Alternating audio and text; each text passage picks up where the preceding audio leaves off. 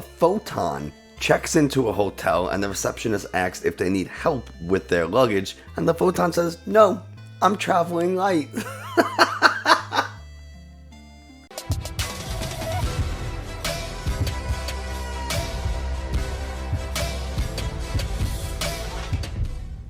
Hey everybody, Nick from 9Card TCG, and today I promise we are not copying Mr. Celio Network, who put up this video yesterday, even though I planned on recording it the same day that he put it out. It just happened, these things happen. So I promise I'm not stealing ideas. I did plan on making this video, but we're going to be talking about maybe not I actually didn't get a chance to watch that video yet, but we're going to be talking about some top decks. I have 20 decks, and we're going to be ranking them with the tier list maker that I made the template for, so that's fun. But before we get into it, if you haven't already, do me a favor, hit the subscribe button, leave a like, and a comment. All that kind of stuff tells YouTube this is a good channel. Other people should watch it. If you're in the market for some TCG accessories, I'm affiliated with Dragon Shield, so you can use the link in the video description to get yourself some awesome Dragon Shield matte sleeves. They're the only ones I use to show up to regionals looking and feeling like a pro. Lastly, if you want to help support the channel a little bit more directly, you can use the join button. You click that, see all the different perks you get for becoming a member, but none of that's ever expected. Just you being here watching is enough for me. Now, with all that out of the way, we're going to hop over to Tier Maker to take a look at some decks, and let's rank them. Here we are, Tier Maker, and this is a template that I made. If you don't see your deck on this, it's not because it's a bad deck. It either is, think about it, it's not super well known, or it's not particularly new, or it could be something that just you know about, and if just you know about, then obviously I don't know about it and can't put it on this list. This is all subjective anyway, so don't worry too much about it. So we're gonna kind of go in just a little bit of an order, and we'll talk very quickly about these rankings. S is like the best deck, or maybe the top 2 decks, and then you have 1. Tier 1 is anything that can win a tournament. Tier 1.5 is something that can win, but maybe suffers a little bit because of consistency issues, or it might not have the best matchups against like the top decks, but are still good decks. 2 is decks that can absolutely win under the right circumstances. Maybe you have to hit some good matchups. Maybe you have to dodge a couple of poor matchups, or you have to pilot it really well, something like that. And then 3 is, they're not bad, but you're probably not gonna win like a big tournament with them. Not to say you can't get wins, not to say that you can't do well. It's just these decks might have some inherent issue, either with how other decks in the format function, major consistency issues. There's something that's really holding these decks back. Maybe it's the list isn't solved yet, or there's something, they're just missing a piece, or something in the format's kind of gatekeeping them, something like that. So now that we got that out of the way, and again, this is all subjective, so if you don't agree with me, well, tell me. Let me know what you think about these tiers, or these rankings that we're going to do. We're going to start off with Arceus Beedrill. I think in the past it was 1. It was definitely ranked 1 in the previous format, but now with Astral Radiance, we have things like Darkrai and Palkia that can really make using Beedrill not very good. Darkrai is a little bit different because it is weak to grass, and you can absolutely use Beedrill to take out a Darkrai V or V-Star if you have a choice belt. But something like Palkia is going to put a lot of pressure, and Palkia can really put big damage onto an Arceus, and then they can just kind of Cheryl it away, use Star Portal to power themselves back up, and then they can have a favorable prize trade, or at least a favorable price race, I should say, with Arceus. So definitely something to keep in mind there. We're going to Arceus Beedrill. These are any decks that use Arceus Beedrill. I still think they're 1.5. I think they're really good. I don't think Roxanne has had as much of an impact early on as people might have thought it did, but if Roxanne starts to see a little bit more play, Temple of Sinnoh, Path, Roxanne, Beedrill might be the answer. If Jolteon Memory Capsule starts to become a big thing, then of course we can rely on Beedrill to draw those cards and get us out of those tight spots a little bit more frequently, and it might move up in the rankings following that, but for now, I think 1.5, but at the front of 1.5 for sure. I think it's on the verge of 1, definitely. Arceus Corviknight is probably another 1.5. It's a very good deck. It's done well in some major tournaments. It's one of those things that if you whiff early game, you are in a ton of trouble, but you could be putting some pretty good damage out. G-Max Hurricane does 240, so with a choice spell, you're hitting 270. It's pretty easy to power up with something like Arceus. It has free retreat, so you can cycle into other Corviknights. It's a really nice deck, and depending on how you build it, I don't know if anyone does like a Bronzong Cheryl type of thing, but it's something that's available as a Metal Pokemon. But yeah, I think it's really nice. It also is immune to effects from other Pokemon, so it's immune to being poisoned. It's immune to having special energy discarded from it from my Thunderous Kick, which is really, really cool, and just kind of like a nice passive ability. All Arceus Dark is still 1. Arceus is very, very good. Being able to deal with Mew is really important. It's still very relevant. Mew is not going anywhere, even with all these dark decks in the format. Mew is very good. Double Turbo Energy, Trekking Shoes. It just makes it so much harder to have Path stick. And so, because they can use that Trekking Shoe to kind of draw a little bit further into the deck, they can play 2 Trekking Shoes and see 4 cards potentially. So, it's just a way for them to find that stadium, find a cram. All they have to do is flip heads on a cram and they get that stadium, and now they're out of that path lock. So, being able to beat Mew is still very, very important, and Arceus Dark does that, and it does it really well. All Arceus Inteleon decks, again, you can, no matter what you pair this with, whether it's Arceus Inteleon on its own or Arceus Inteleon with some V or VMAX or V-Star or whatever it is, every Arceus Inteleon deck is covered in this, just like every Arceus Bibarel is covered in the other one. It's a phenomenal deck. It might be like tied with Mew for like the best deck, but I think it's just short of that because you can't one-shot a Mew, but they can one-shot you, and I think that's the one difference.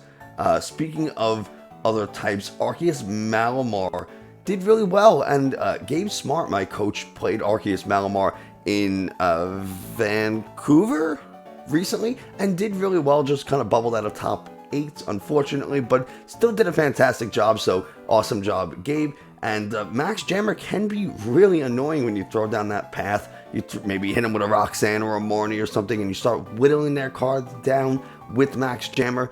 And also the fact that you're going to hit Mew for weakness is really nice. Again, weak to grass, so that Arceus Beedrill can still be a little bit of a challenge, but you're not going to get one shot by one like you would if you were a Darkrai V or V-Star. So that's, at least the VMAX won't, the Vs will, but still, it can do really, really well. Arceus Charizard, it's one of those things that, like, James Arnold did, and you can argue that this maybe should be a VMAX instead of a V-Star, but you get the idea. It's Arceus Charizard. I don't think it's particularly great, but James Arnold did really, really well with it. I don't really know what else to say about it. It has a very high damage output, and being the VMAX, it's going to do it's going to have a lot of health as well, but it's just something about fire at the moment just doesn't sit right with me. Also, there's going to be Palkia, there's going to be Ice Rider. Those are decks that will really put a hurting on Charizard VMAX and V-Star, so I definitely think it falls to 2 if it wasn't there to begin with. Darkrai, I think we can put into 1.5. It's something that it can do really well, and maybe it's just the build that I had that wasn't super good, but Darkrai can function really well. I mean, you can power that Darkrai up incredibly fast. You can throw down a Gloria Moltres, and you're taking really big, easy one-shots on something like a Mew VMAX, and you're getting a nice prize trade.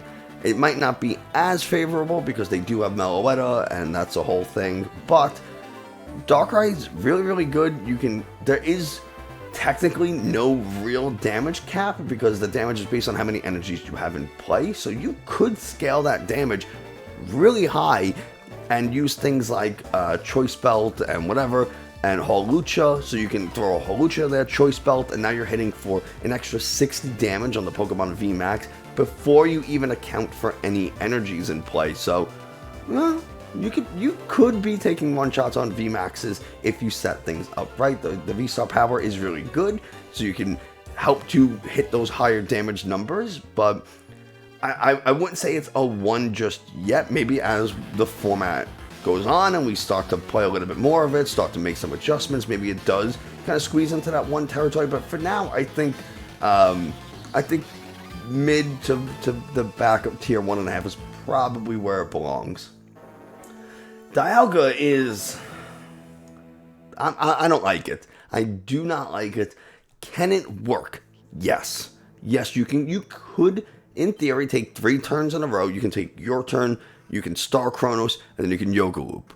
It's a very possible thing. Little Dark Fury is just talking about it on the Gust of Wind podcast with Steuben and Gazer Beam. It's a doable thing, but like, man, it doesn't mean you're gonna win. And if you take 3 turns in a row and can't solidify or guarantee a win, I just don't like it. 5 energies in order to use Star Chronos is a ton. So you have to really commit to a Dialga, and don't get me wrong, you can Bronzong potentially to move those energies off if you feel like the Dialga is going to get knocked out, but then you're not Star Chronosing, and it's just a whole thing. I'm not a huge fan. A deck that I do think might be borderline tier 1 is Arceus Ice Rider, and a lot of people aren't super convinced yet. Some people will still actively say that Ice Rider is bad. I think it is pretty good. It's going to be one-shotting VMAXs or V-Stars very, very easily. The addition of Hawlucha with the Radiant Hawlucha with the big match ability means that you are hitting into VMAXs a lot easier. So Choice Belt plus Hawlucha means that you're doing 310, if I'm doing my math right, 250, 280, 310 with Hawlucha, and then you could add something like Palkia so that you can use Star Portal to power up. This way you don't have to rely on Melanie. Gives you a chance to maybe use a Leon to get you into that 330 plus territory so you can easily hit VMAXs for the knockout. And you actively hit 280, which is really good with the Choice Belt, so you're taking one-shots on every single V-Star, which does include something like Arceus, and that's fantastic. Arceus and Palkia, being able to one-shot them, really, really useful. Lucario, it kind of pains me to say this, but I do think Lucario falls into the tier 2.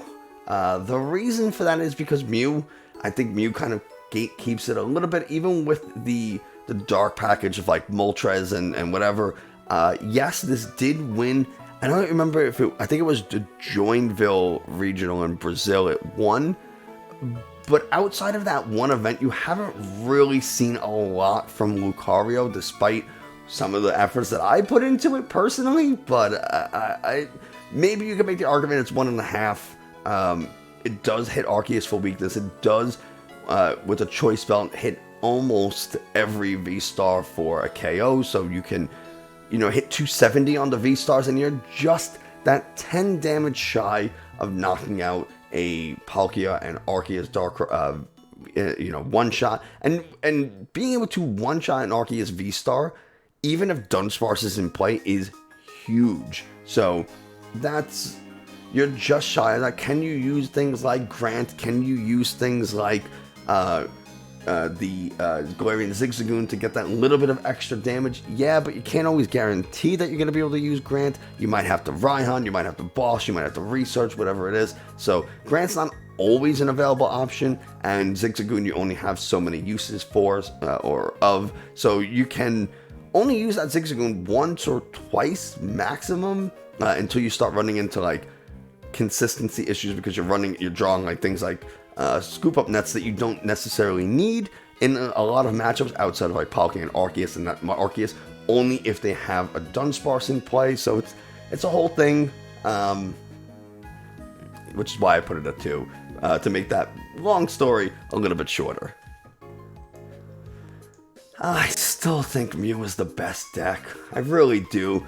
Trekking Shoes makes it that much more consistent. It's just a card you can burn. You can look at the next card on the top of your deck to see if it's something you want. If you don't, you discard it and draw a new card. And we talked about it a little bit before. You can just, with 2 Trekking Shoes, and you're probably going to run 4, see an additional 4 cards with just 2 Trekking Shoes. So, path sticking is that less likely.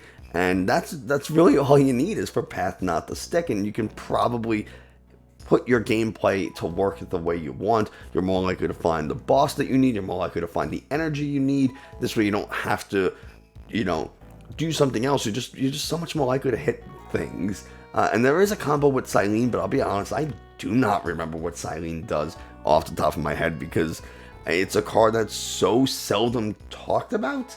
And I haven't even seen it in a single Mew list personally. It's just something that I know people have mentioned.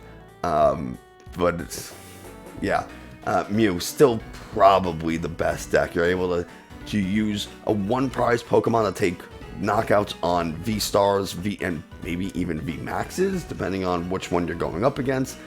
So you can immediately favorable prize trade, and you don't even have to really commit all the energies to that Pokemon, which is absolutely insane. And then you do have your V-Max that you can hit super, super hard with, and you're not up trading with the V-Max, but you're just putting out consistent damage, free retreat. There's so much going for it. Incredible draw. I hate this deck. I truly do. Miltank, I think, goes into 2, maybe 3. I think for now we'll put it in 2, and the reason I'm putting it in 2 now is because I don't think as many people are aware of it, and so you play these decks that don't have an answer for Miltank, and it's like, well, I guess I lose if I can't deck them out, or if they're able to rack up enough damage on my Pokemon that they take their prizes. But eventually, people are going to deal with it one way or another. I mean, some of the best decks are able to deal with it. Arceus and Inteleon can deal with it. Arceus Moltres can deal with it. Ice Rider can deal with it. Arceus Beedrill can deal with it. Darkrai can deal with it. This version of Lucario can deal. Like, so many decks can deal with Miltank, at least enough where you're either, it's the most common partner for Miltank is Blissey.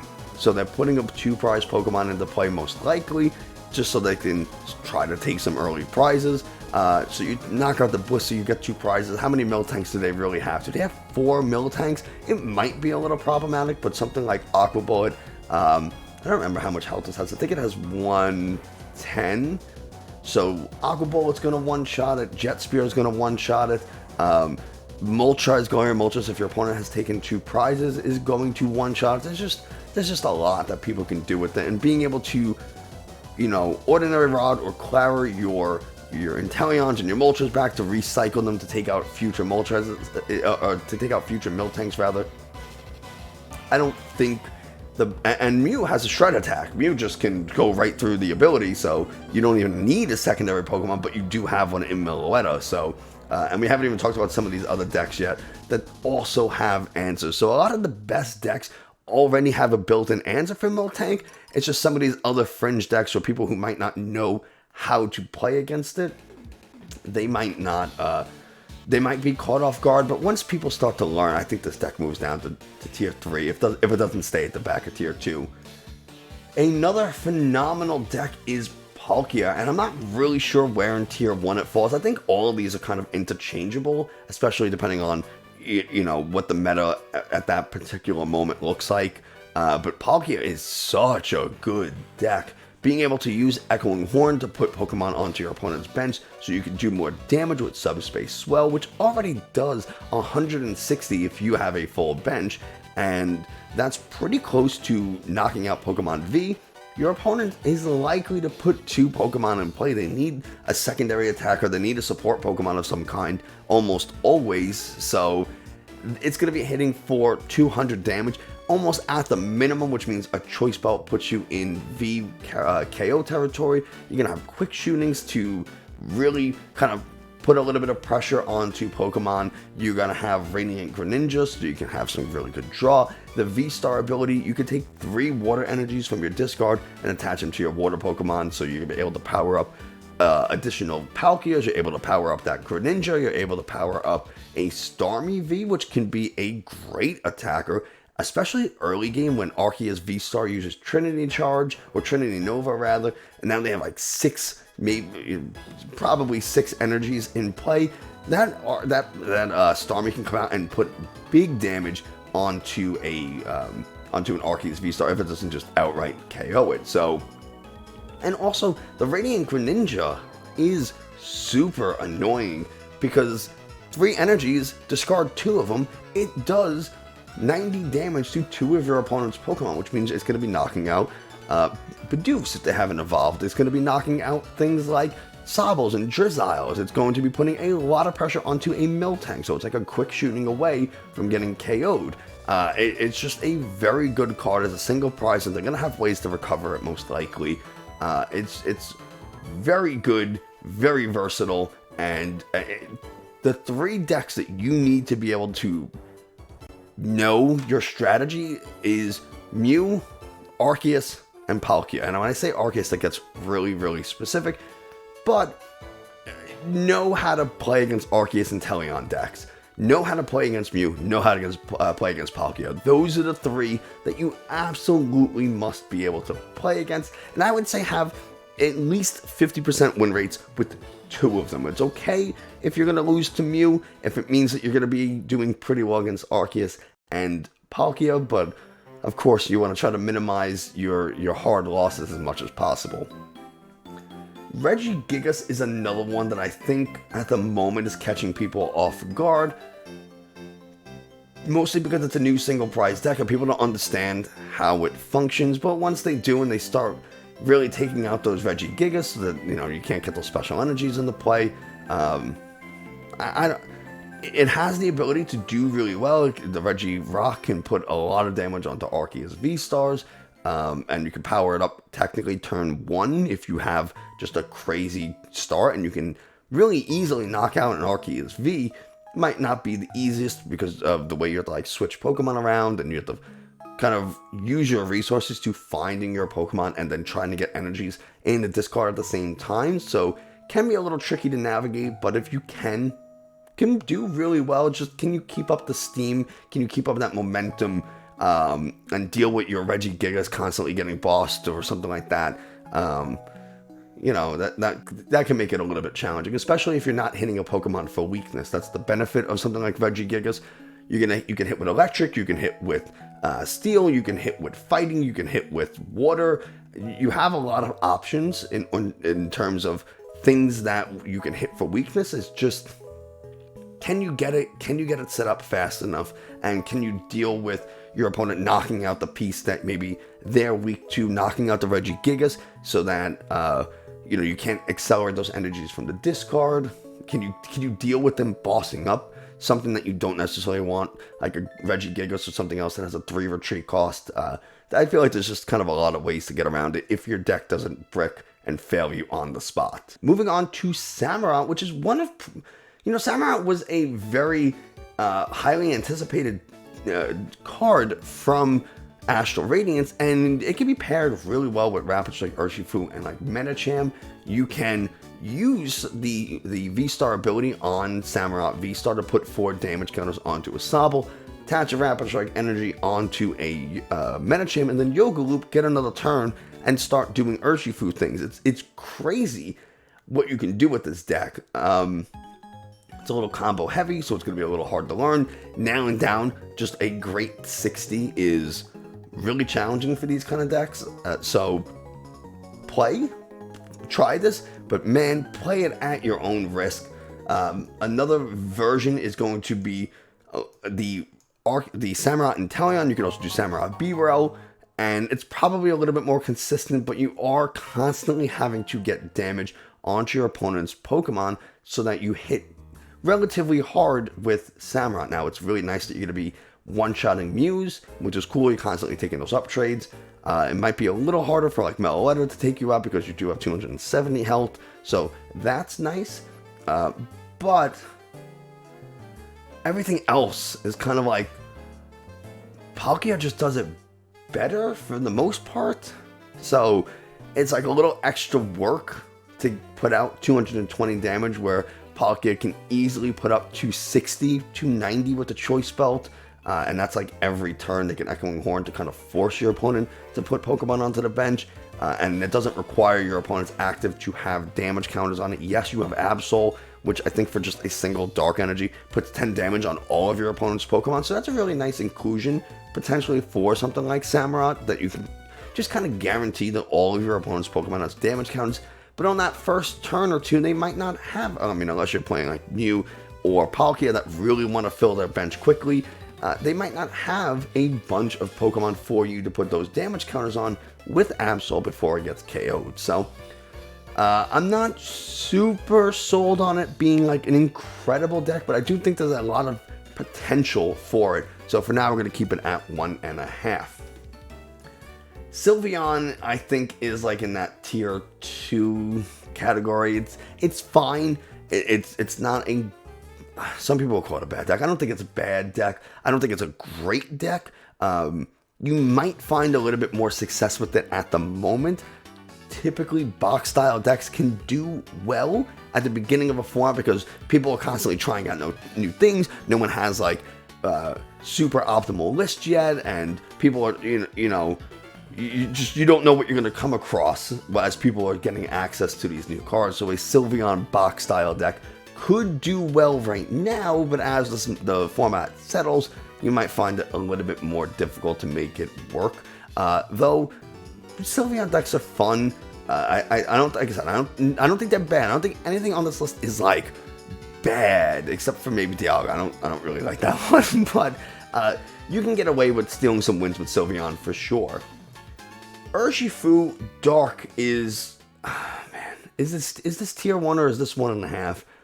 I'm going to put it at tier 1, and the reason I'm keeping it tier 1 is mostly because if you know how to, I'm assuming that you know how to play the deck. If you don't know how to play Urshifu, it's going to be like 3, but if you do know how to play it, you can do so many things with this deck. You can beat anything in front of you that does include Mew if you know how to play it right. And again, assuming you have a competent skill level with any of these decks, right? If you don't know how to play a deck at all, any of them are going to be bad. But Urshifu, especially the Urshifu Dark in particular, is a very difficult deck to pilot.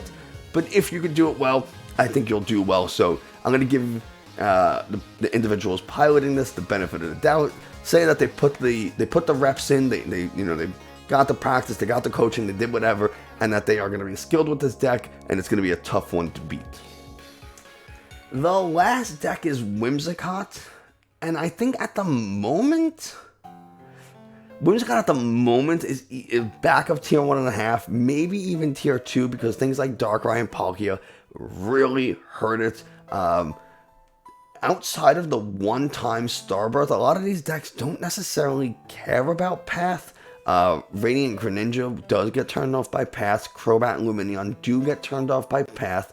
So does Dire Flame Wings on Galarian Moltres V. So there are cards that do get affected by Path, but it doesn't super inhibit these decks' core strategies. They're just nice luxuries, that extra bonuses that these decks have to make what they want to do easier, but it's not going to disrupt their core strategy like it would against Mew, where getting rid of their energies, their Fusion Strike energies, their Double Turbo energies can be crushing hammers, and putting Path into place so they can't draw can be, you can leave them with absolutely nothing to do. So it's still not a bad deck in that sense. Mew is still very popular. Arceus is still very, very popular in terms of number of decks played. Arceus variants, if you were to lump them all into one category, is the most deck played. It's the most commonly played deck. So being able to remove energies from play, throw down a Path so they can't use that Starbirth,